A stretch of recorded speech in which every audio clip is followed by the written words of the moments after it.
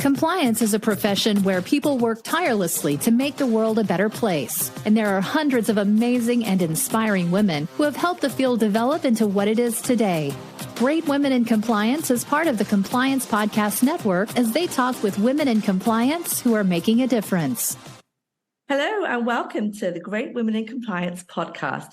I am thrilled to join you today with my co-host Sarah Haddon for some very exciting guests. They are going to be talking to us about the art and science of storytelling. And with that, I'm going to hand over to Sarah Haddon so she can introduce our guests. Thank you, Hema. Joining us today are Michelle Beistel. She is the Chief Ethics and Compliance Officer for the Nature Conservancy. And joining us as well are Ashley DeBrenny. She is the Director of Ethics and Compliance North America and Micronesia, also for the Nature Conservancy. But why do we have these two guests here today? I need to go backwards for a moment and talk about how Hema and I first encountered them. And it was in Chicago at SCE's CEI convention. We were looking for a workshop to attend. I think it was after lunch. Maybe our energy was dragging a little bit, don't remember, but we plopped ourselves down in the front row of this workshop and were absolutely enchanted, blown away by storytelling.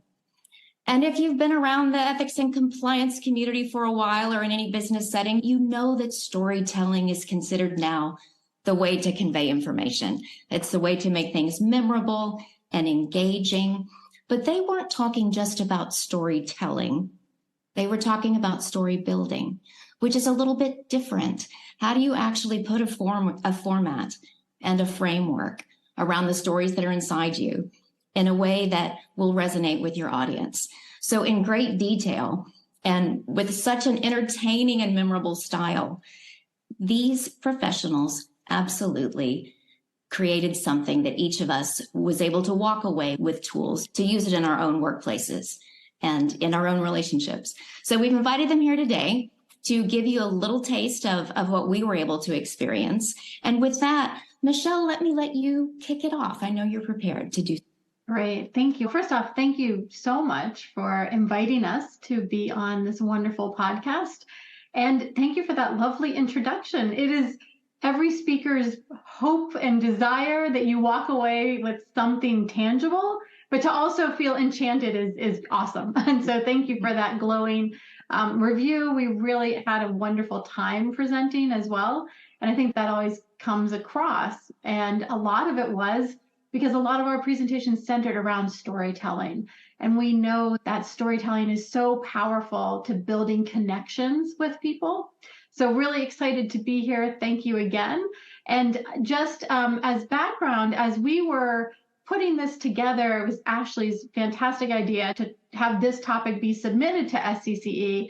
And we all felt really good about the topic. But what had happened right before that session is we had been in sessions all day long and everyone was talking about storytelling. And we thought, oh, this is perfect. We couldn't have planned this even better because now you're going to come to our session and we're going to tell you how to build that story. So I'm going to turn it over to Ashley to talk a little bit more about how that worked. Thank you, Michelle. And as Sarah and Hema said, we are with the Nature Conservancy. I started with the Nature Conservancy a little over 10 years ago in our Oklahoma program. And that program, 30 years ago last month, they reintroduced buffalo at the Tallgrass Prairie Preserve in Osage County, Oklahoma, after a 120-year absence. Now, several years ago, I had the opportunity to attend a sunrise roundup of that very same herd. Now, this meant spending the night at a remote preserve in a historic building. And Oklahoma, like she often does, quickly changed from summer to winter on that October day. And we had our first freeze of the season. Now, listen, I knew the importance of grazing to the Great Plains conservation efforts. But on that morning, I trudged out of bed a little too early. The sky was still black, hard earth frozen and relentless underfoot, and I was not aware of the magic that awaited me. I just remember being out on the prairie, staring down, fixated on my hiking boots, because they were doing very little for my frozen toes. And suddenly I felt beneath me, the ground began to tremble. And this vibration traveled all the way up my legs into my torso. And I remember looking up, following this rumble, to see the buffalo herd charging forward on the horizon. And the sky behind them, it was no longer black. It was blazing orange, awakening all of Osage County. And like me, their breaths were visible puffs of air in that icy morning. And as one, they charged forward. The sun was just burning at their backs. And I felt this sense of history and of nature. And it was this moment that just transfixed me. And I recognize I'm not a conservationist by education. I'm not a scientist. I'm not a land manager. I've worked with many brilliant folks who are. But in that moment, I felt connected to the work of the organization in a new and in a deeper way. And I recognize we can't engineer these moments of impact for every employee, but we can wield the mighty power of story to engage others, to explore new experiences, to awaken new ideas, to build deeper connections. And this is the adventure for us in talking about story building with other professionals. Is we've started you here in this conversation with a brief trip to a sunrise stampede in the Great Plains of Oklahoma. And now we can explore how stories impact our learning, our connection to one another, how they can help us navigate change, and hopefully will encourage you to tap the shoulder of the storyteller inside of you. Wow, I feel like I've been transported there with you. So thank you so much. To have two guests that literally wake up every day to save the planet is so inspiring for me. And it's clear that you're doing that in many ways. So why storytelling for your compliance profession? Why is that important? One of the things that we know from research and studies is that a well-told story is remembered more accurately and for far longer than learning derived from facts and figures. So as Sarah mentioned, what she remembered was the story. We were talking before this. That story will resonate versus maybe all the other little facts and figures we also gave in that presentation. And so we know this is a really powerful way for people to take something tangible away when you're presenting or you're doing learning and engagement. And as an ethics and compliance professional, that is a challenge that we all face. We are often out there influencing behaviors through learnings, through engagements, and we can give a lot of statistics. We can tell people what we want to do, what we want to see them do from a behavior perspective. And what we know from our own experience and from the research is that if we can tell them a story that gives an example of the type of behavior that we want to see from them, that's compliant with our values and our code of conduct, they're likely to hearken back to that story in that moment of need when they face that ethical dilemma versus all the great facts and statistics that we might want to share as in our little ethics and compliance world. But that is what we have seen over and over again through our telling and our use as well. Not to deconstruct in any way and take the magic away from your story, but I do want to focus on one thing in particular. When you talked about the way the earth trembled, I felt that in my nervous system the first time you told that story. It was as if you were lighting up a different part of my brain. It made it memorable. It made me feel like I was inside the story. Both times you told it, actually, the first time I heard it and also just now. How important is it when you're building a story to insert those kinds of moments that go beyond just imparting data, imparting information, but actually trying to evoke memory or emotion or feelings? Yes. One of the things we learned when we were reading about story is that our brains reject most information that it doesn't immediately identify as meaningful or useful. And stories bring that simplicity and they bring meaning to information, right? They have this ability to transcend our backgrounds, our differences. In fact, Michelle and I love this quote that The quickest path between yourself and another person is a story, because listening to story encourages us to reflect on our similarities, appreciate our perspectives, and negotiate our differences. I don't know, we talk about story a lot. We implement story a lot with compliance to build trust, to build connection. And we recognize Michelle talked a little bit about the influence on behavior. And one of the things we've read a lot about is that when we can imagine ourselves in a story, this not only fosters connection to the storyteller into that moment, like Sarah said, like being there, right? But it creates a better ability to learn and retain that information. And emotions. Oh, I'm sorry, Michelle. Yeah, I was just going to add, I also think like the other piece, like if you just think about how you connect, right? And as you mentioned, Sarah, right? Like that feeling, her description evoked emotion, evoked feeling. It's engaging, right? Because so much of, she could have told that story with a very flat voice, with no extra adjectives, and it would not have had the same impact. So I think that's the other way, that emotional connection is that it resonates with people longer if they can really be brought into the story, to have more than just their hearing sense triggered, their feeling sense triggered, their visual, I'm seeing this orange sky. The more senses you can use in storytelling, the more powerful and engaging we know it is.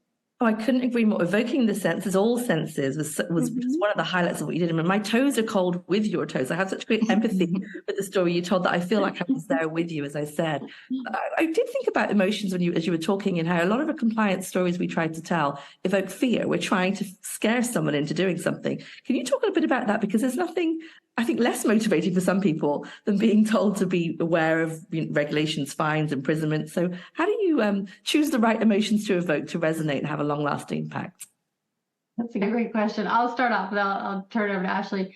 I think one of the pieces, something that I've always believed, someone more brilliant than me told me long ago, tell people what you want them to do, not just what you don't want them to do. Okay.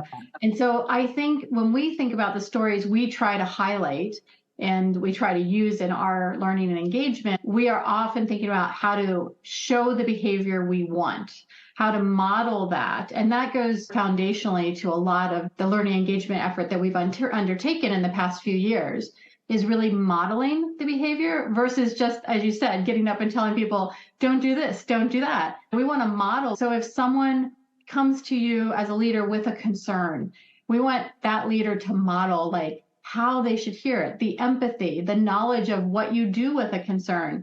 And so for us, one of the things we've done recently is some skits with our own TNC actors, staff members who volunteered to come forward and want to be part of a little video shoot. And we write the script out and they practice. And one of our most well received is two of our staff from our Africa program. One is the manager and one is a staff member. And the staff member is raising a concern about sexual harassment. And it is incredibly powerful. I remember the first time I watched it, and I was so moved by our staff member's emotion as he described being harassed by a female. And the manager just was so good. And so it really, again, we really want to focus on behavior that is modeling what we want to see. Funny enough, we actually created that skit first the other way, with the manager acting totally horribly, like looking at her phone, all kinds of stuff. And it gets a lot of laughs, but we realized it wasn't the message. I want to just say that out loud, to say storytelling is not it's not an exact science. There's a lot of different ways to do it. And what we realized after doing it one way was it was really powerful to model it as well. And now we play them together, which is even funnier because people then find the manager funny, but then they see the modeled behavior as well. Such is the power of storytelling, that you can really bring people into the room and you can really, as you said, evoke emotions. Let's talk a little bit about the how. Now, I listen to you both tell the stories and I feel very humbled and also a bit intimidating. I'm like, how would I ever be able to tell stories as well as the two of you do that? Hema, one of the things that we recognize is that stories have been wielded from the dawn of time, right? They're used to evangelize and sustain faith, to promote patriotism, peace, and unfortunately even war. And leaders of organizations, leaders of countries. They think, they learn, decide, hope, dream, and story, because stories are the fabric of the world around us. And so when we think about who should harness this, who should be able to build a story, we believe everybody should, right? And it's not a gift only possessed by the fortunate few. Some folks enjoy it more than others, right? Some people maybe have a natural knack for it, but we believe everybody has the potential. All humans begin spontaneously telling stories around the age of 2.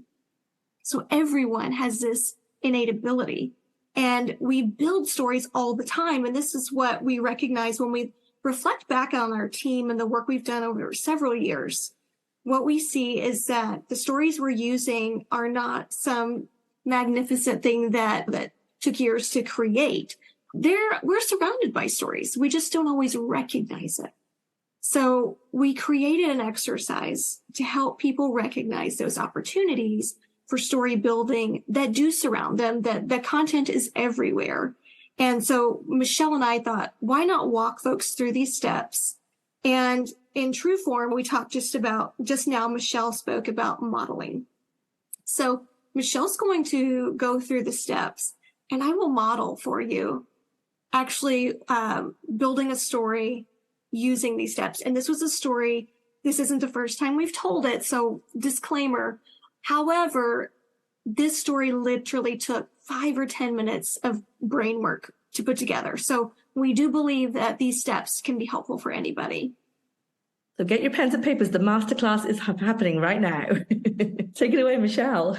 Yeah. So the first step is to think about something that happened to you recently. Like it could be something that happened to you on the way to listening to this podcast. It can be something that is happening right now as you're out walking and listening to this podcast. But think about something that's happened to you recently that made you think or feel. It could be, like I said, listening to this, having a coffee beforehand, getting dressed in the morning. And Ashley, why don't you give us an example of something that happened to you that you thought might be an interesting story to craft? Absolutely. And these happen every day. I went on a walk with my husband before this call, and he told a story that I'm already going to steal because it's going to be brilliant. However, in getting ready for the SCCE conference, I had to try on some clothes because I work from home now. I'm 100% remote, which means all of my work things are very dusty, and who knows if they fit, right? So I was going through the closet looking for something to wear to the conference, trying things on. And unfortunately, I had a moment where a zipper got stuck. And really stuck. I had to call in reinforcement and get my partner to try to help me with this zipper. So this was a moment for me right before the conference that inspired a story. And just from that little bit of description, this story could go a variety of ways. This could turn out to be a funny, maybe a comedy. It could turn out to be a quest for the perfect dress or outfit to wear. Maybe it's going to be a drama. We don't know what happens to the zipper. So there's a lot of different ways. And that's really step 2, is thinking about what story might you create? And there's some common storytelling pieces, quests, comedies, dramas. If you think about TV shows and movies you watch, their plots are usually around one of those categories of the type of story. So Ashley, what's going to happen in your story? This was a tough one for me because this story did lend itself to any of these. I think of quests as something that takes us out of our comfort zone to achieve something great. I think of comedies as awkward moments that we can learn from, and I have those a lot. I lean on those, right? Even tragedies, focusing on a noble character who struggles against strong external challenges, or maybe overcoming a monster. My kids love these sort of stories where you've got to defeat a villain or you've got a hero. But for me, this story felt like one of rebirth or revelation. So focusing on transformation, right? Also something to bring about change or challenge a current mindset or a mind trend. And so with that, now you know where your story might go, you need a hook. How do you get someone to want to listen to the story? And usually that's through the title that you use or the summary of what it's going to be about. So Ashley, what is your title? I will tell you my title, but first I'm going to tell you my hook, because I think the hook, I love a good title, but a hook for me, I think it's so fun to think about what's going to really grab people to get them to turn the next page or continue listening. We have so many distractions that it's really important to have that hook and start off strong.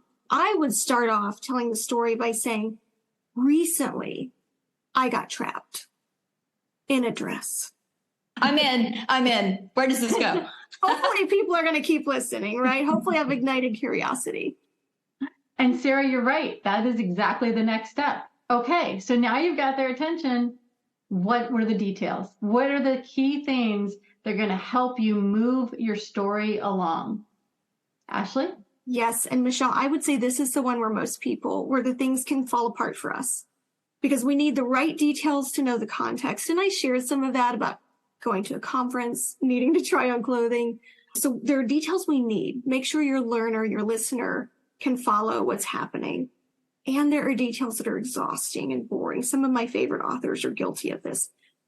Cut out anything you don't need that's not pertinent to the story. So for me, the details are going to be the setup. Why am I trying on this dress? Because that's something a lot of people are going to connect to. We have a lot of folks working remotely.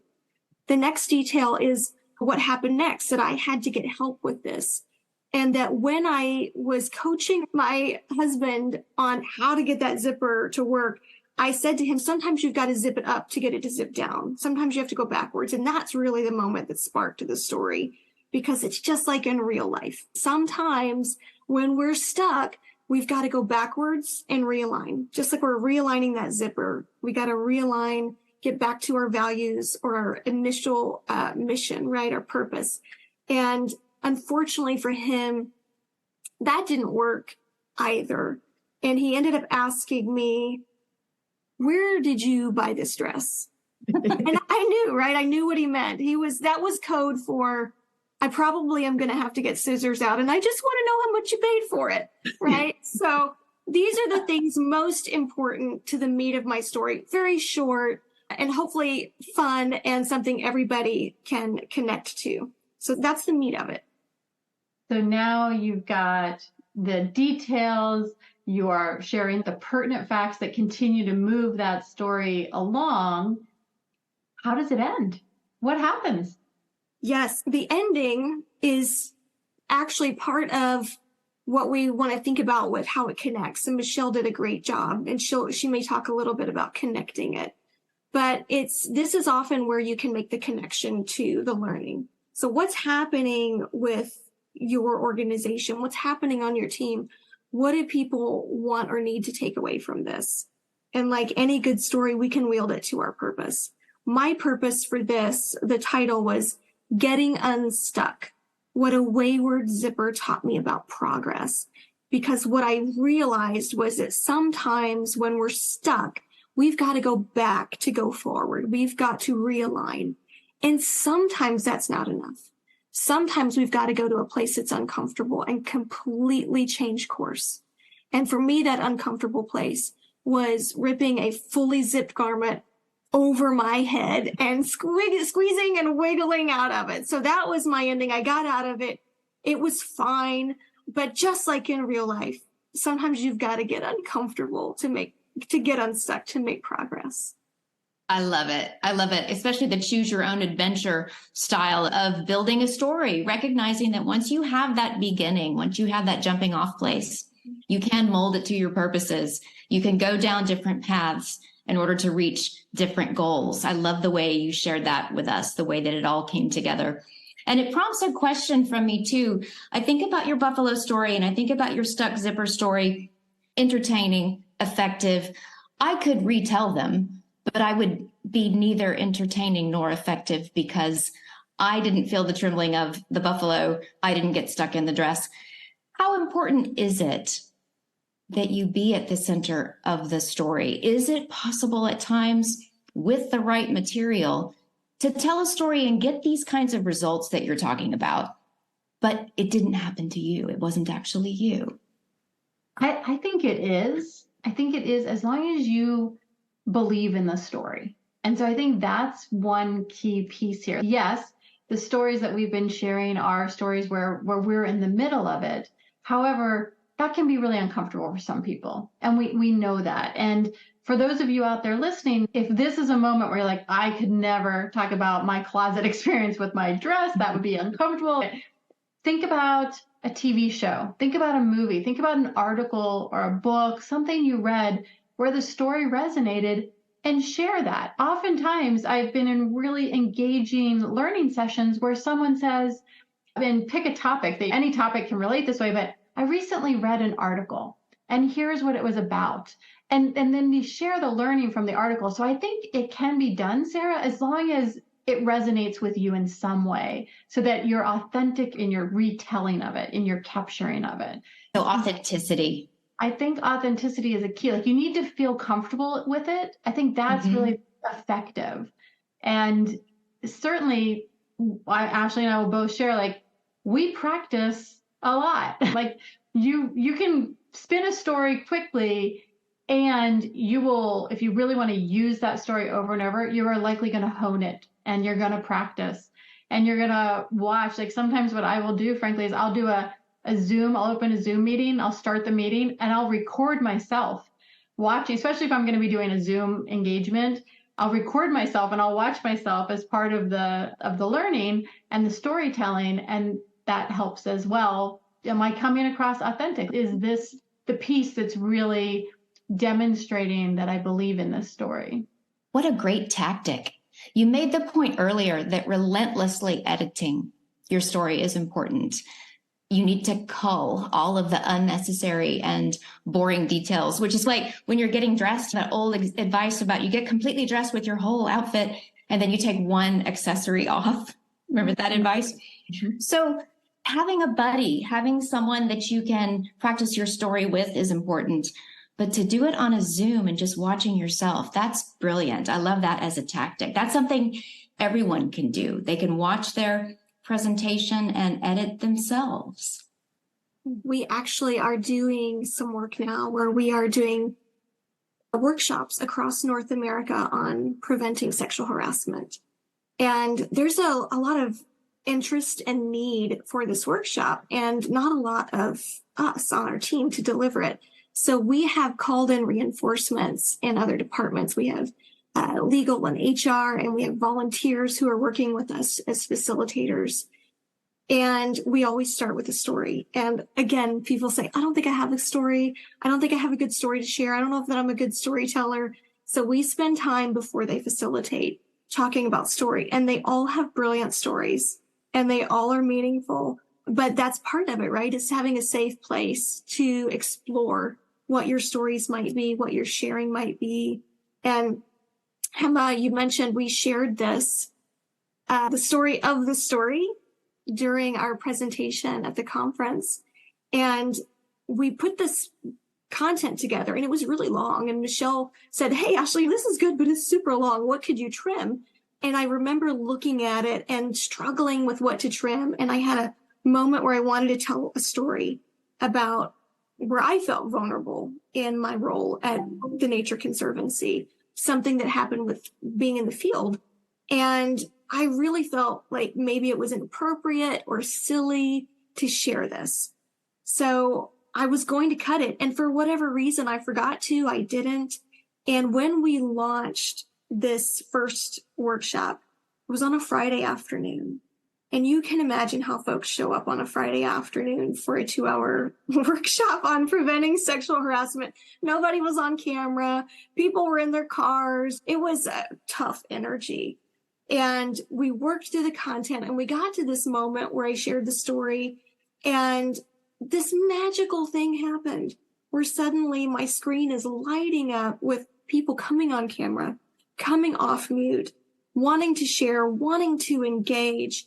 And some of my colleagues were on the call with me, and they said, Ashley, that was a moment, that was a turning moment in this workshop where people connected to the content in a different way.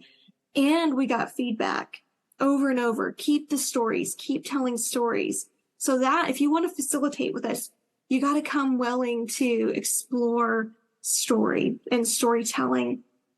We did a few more sessions this week, and we actually had several people stay on the line after the sessions to say, you told us this wasn't going to be our typical training on preventing harassment, and you were right. Those stories gave me perspective I had never considered before about power dynamics and risk and vulnerability, and thank you. Keep telling stories. That's a really long-winded way of saying everybody's got story, and just Michelle works on her story on Zoom with herself.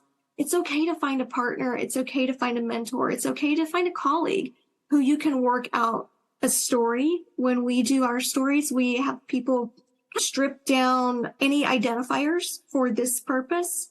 And partly that helps with anonymity, but it also helps with more people to connect. When we say, my boss, she did this. If I have a boss who's not she, I might not connect with it.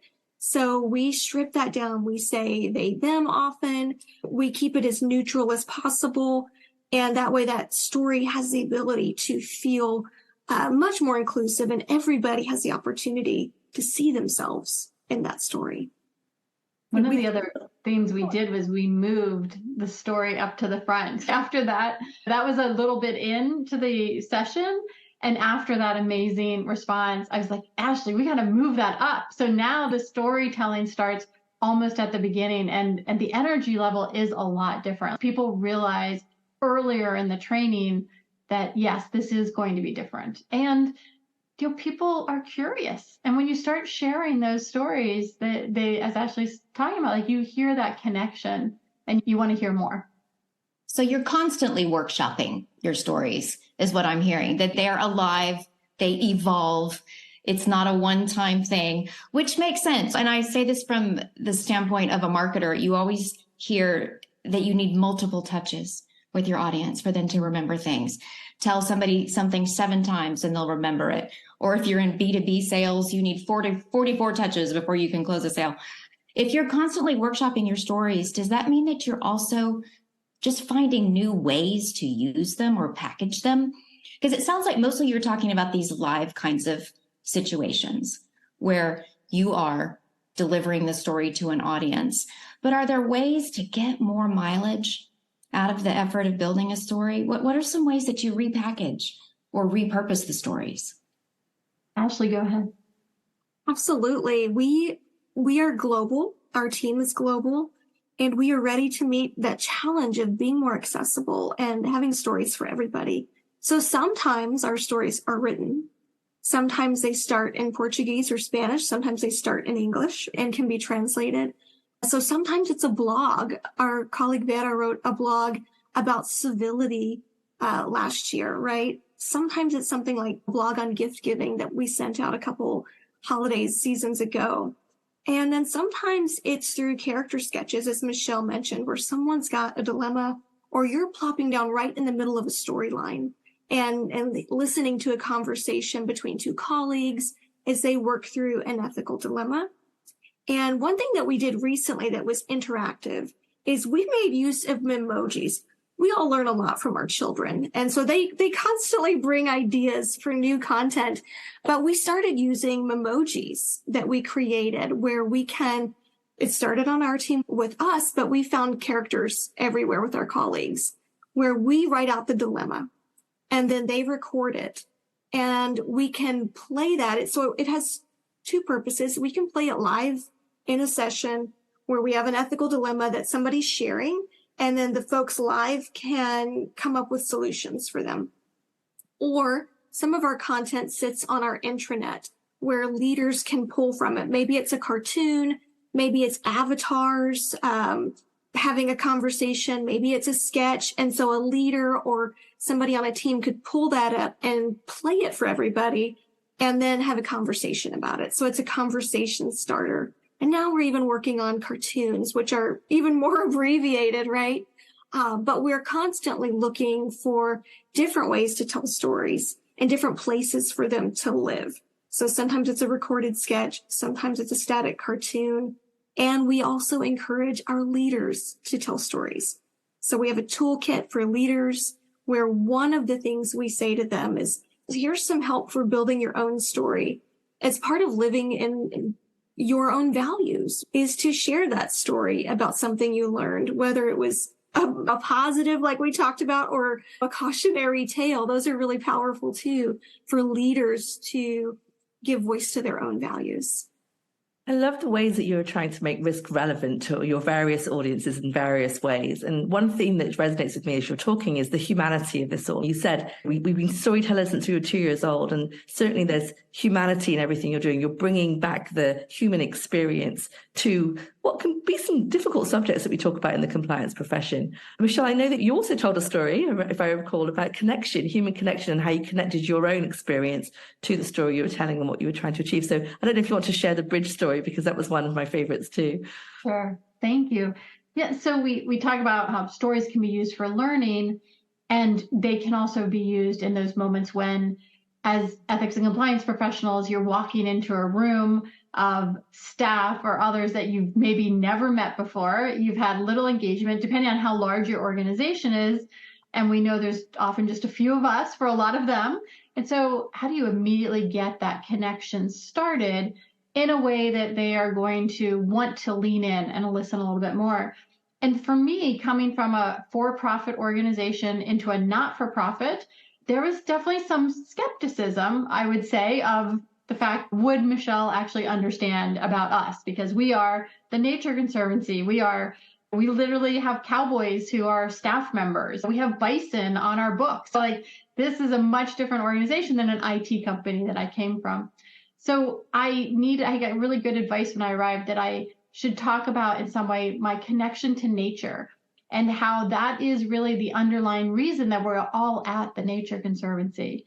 So I hearkened back to a story where my family was vacationing on the Outer Banks of North Carolina, which is on the eastern side of the United States, and it's a chain of barrier islands. It's beautiful. And we vacationed there every year. And one year we decided to go kayaking. And we're kayaking down this amazing little creek through this forest, this maritime forest that had just a plethora of different types of trees and birds. And you could see the little squirrels scampering and the birds singing. And we're going through and we're kayaking and we're all having a fantastic time. And we turn this bend in the creek. And all of a sudden, in the middle of this beautiful nature environment, there's a steel bridge, like just a metal bridge across the creek. But there's nothing on either side. It's literally a bridge to nowhere. And the guide pauses us and says, "You're probably curious what's up with this bridge." And we are all like, "Yes, we are very curious." And he tells us the story that the property that we're kayaking on is owned by an organization called the Nature Conservancy. And that in the 1980s, the builder of this property, a developer, had bought it and was going to build houses and roads and a whole infrastructure, and had started down that path. And this bridge was one of the pieces. And then they went bankrupt. And the Nature Conservancy came in, bought the property and saved it, kept the bridge, frankly, because structurally it would just have been done more damage to remove it. And what the Nature Conservancy asks for this guide to be able to use the creek is that they tell the story of this. So there's really two stories in this. So I talk about how I went back to our house our vacation house. I looked up the Nature Conservancy and I joined as a member. And I had been a member of the Nature Conservancy for 10 years before this job opened up, and I had the privilege of being chosen to lead the ethics and compliance function. And so immediately when I would tell that story, I'm no longer this interloper from a for-profit company coming to tell all these wonderful nonprofit mission-driven folks what they should be doing. Now I am someone who is just as passionate about nature and the fighting climate change and the loss of biodiversity, because I cared enough in that moment to look up the Nature Conservancy and become a member. And so it really immediately created a connection. That bridge then also became a foundational element to our code of conduct story.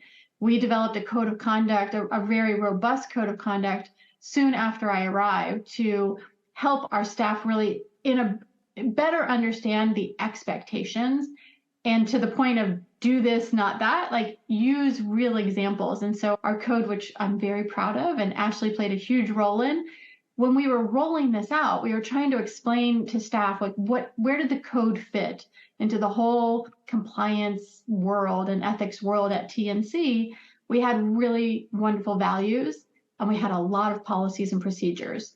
And so we described it as the bridge. So the values and were the bridge, the code was the bridge between the values and the policies and procedures. And I would tell these stories together, and people really got cemented this bridge visual, so much so that we did an exercise when we were introducing the code of conduct, where we gave everyone little rocks, and sustainably sourced, by the way, rocks and pens.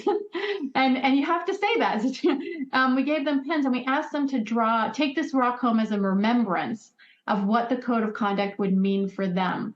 And so we asked them to write a word or a picture. And so many people, and Ashley and I presented this together, so many people came up afterwards and had written the word bridge, or if they were more artistic, drawn a bridge. And that was just another reinforcement of, wow, like the story carried over in ways that I never anticipated.